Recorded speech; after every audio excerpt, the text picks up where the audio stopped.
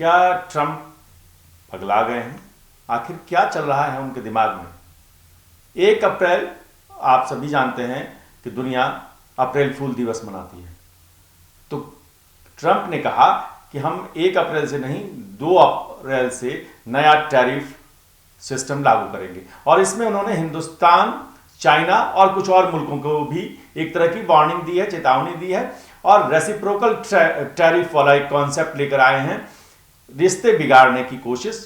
आखिर क्या है ये अप्रैल फूल और ये ट्रंप का नया अवतार, क्या कहेंगे? देखिए पशुपति जी, डोनाल्ड ट्रंप ने जब से सत्ता संभाली 20 जनवरी को उन्होंने शपथ ली, उसके बाद से ही वो लगातार कुछ का कुछ रोज एक नया बयान दे रहे हैं, रोज एक नया शगुफा छेड़ रहे हैं। मैं शगुफा इसलिए बोलूंगा क्योंकि अभी तक ऐसा बहुत कम हुआ है कि उन्होंने जो बात बोली है उस पर अमल कर लिया गया हो। जैसे हाल फिलहाल की बात कर लेते हैं, उन्होंने कनाडा और मैक्सिको पर टैरिफ लगाने का पहले ऐलान किया, फिर उसको कुछ दिन के लिए टाल दिया। अब कल उन्होंने दोबारा से उस फैसले को 1 महीने के लिए और टाल दिया। अब इसका असर ये हो रहा है कि कनाडा ने भी कहा था कि भाई अगर अमेरिका टैरिफ लगाएगा तो हम और ज्यादा टैरिफ लगा देंगे, तो उसके बाद कनाडा ने भी वो टैरिफ जो है फिलहाल 1 महीने के लिए टाल दिया कि जब तक ट्रंप अगला फैसला नहीं ले लेते। तमाम लोग, आप देखिए जेलेंस्की को उन्होंने अपने घर में इनवाइट किया। पूरी दुनिया में आपको ऐसा एक भी एग्जाम्पल नहीं मिलेगा, अगर आप देखेंगे उठाकर, कि किसी नेता ने किसी दूसरे देश के राष्ट्राध्यक्ष को अपने घर बुलाया हो और उसे अपने घर में बिठाकर उससे झगड़ा कर रहा हो। वो सिर्फ ओवल ऑफिस में देखने को मिला, जिस ओवल ऑफिस की साख जो है वो बहुत बड़ी है। ओवल ऑफिस में बैठकर बहुत बड़े बड़े फैसले लिए गए। ये चीज एक हरीश आपसे फिर समझेंगे हम लोग और बात भी करेंगे कि आखिर ये हड़बड़ी में क्यों है ट्रंप। ये एक बैलेंस जो होता है, एक पर्सनालिटी का बैलेंस होता है, एक अमेरिकी राष्ट्रपति का एक बैलेंस होता है, और हर ऐसे वक्त पे जब आपको थोड़ी समझदारी दिखानी चाहिए थी, ये उनका दूसरा टर्म है। आपको याद होगा कि पहले टर्म की विदाई में जब उन्होंने हंगामा खड़ा किया था, पूरी दुनिया ने वो तस्वीरें देखी थी।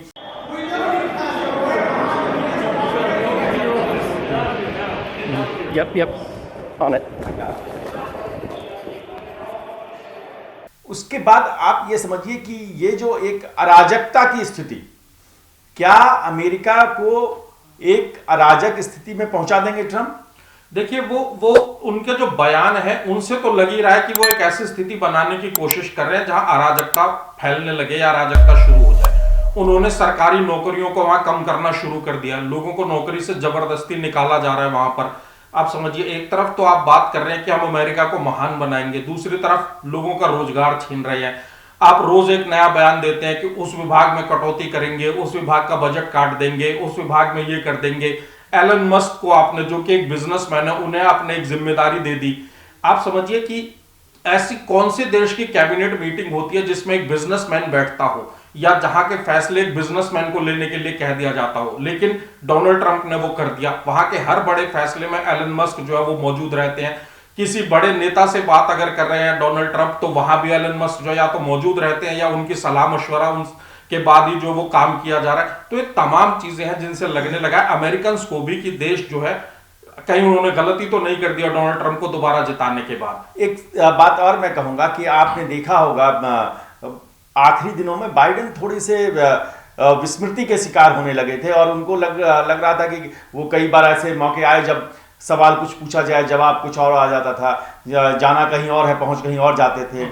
तो इस तरह की कई तस्वीरें आई। वो तस्वीरें भी हम चाहते हैं कि आप दर्शकों को थोड़ी दिखा दें।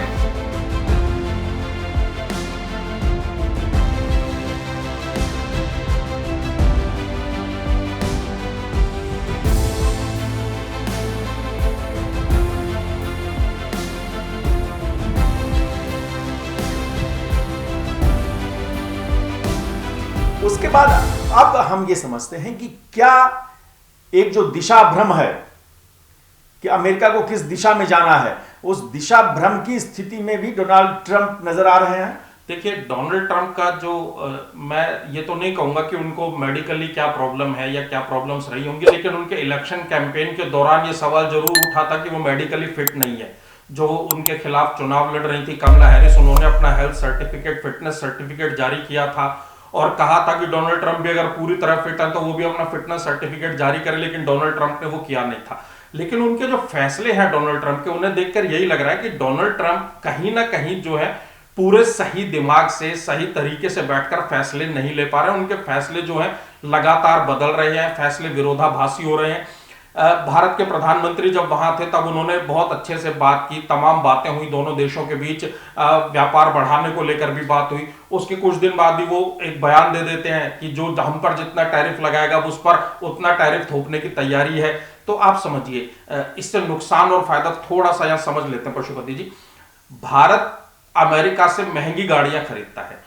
टेस्ला की कार्स जो है भारत में जो प्लांट लगने की बात हो रही है, भारत में मुंबई में टेस्ला का शोरूम खोलने की बात हो रही है, तो क्या ये सब कुछ डोनाल्ड ट्रंप एलन मस्क को खुश करने के लिए कर रहे हैं ताकि टेस्ला को थोड़ी सी रियायतें भारत में मिल जाए? क्योंकि भारत की जो कार्स हैं वो अमेरिका में तो कोई खरीदता नहीं, अमेरिका को तो हम अपनी कार्स जो एक्सपोर्ट कर नहीं रहे हैं। तो डोनाल्ड ट्रंप के इस पूरे प्रचार का, इस पूरे प्रसार का फायदा किसे होगा? इससे बल्कि अमेरिका को नुकसान ही होने जा रहा है। एक चीज और है कि एलन मस्क को फायदा पहुंचाना चाह रहे हो या कुछ और मसले हों उनके अंदर, क्या चल रहा है वो हम बताएंगे आपको। एक और सूचना हम दे दें हमारे दर्शकों को कि हमारे जो वाणिज्य मंत्री हैं पीयूष गोयल अभी अमेरिका में हैं, और ये माना जा रहा है कि मोदी जो टफ बार्गेन मास्टर हैं, जो खुद ट्रंप भी मानते हैं कि बार्गेन बहुत हार्ड करते हैं, हार्ड बार्गेनर हैं, तो क्या 2 अप्रैल की जो ये तारीख है उससे पहले टैरिफ को लेकर फिर बैकफुट पे नजर आएंगे ट्रंप? देखिए, पीयूष गोयल